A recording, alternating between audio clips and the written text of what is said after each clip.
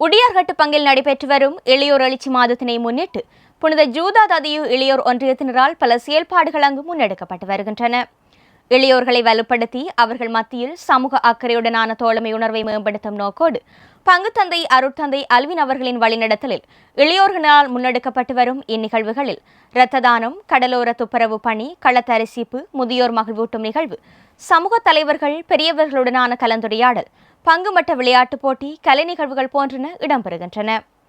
கடந்த மாதம் 30ஆம் தேதி இளையோர் ஒன்றிய கொடியேற்றலுடன் ஆரம்பமான இந்நிகழ்வுகளில் அன்றைய தினம் இரத்த தான முகாமும், தொடர்ந்த நாட்களில் பங்குமட்ட விளையாட்டு நிகழ்வுகளும், முதியோர் கௌரவிப்பும் இடம்பெற்றதுடன் கடந்த 14ஆம் தேதி ஞாயிற்றுக்கிழமை கள அனுபவ பயணமும் இடம்பெற்றது.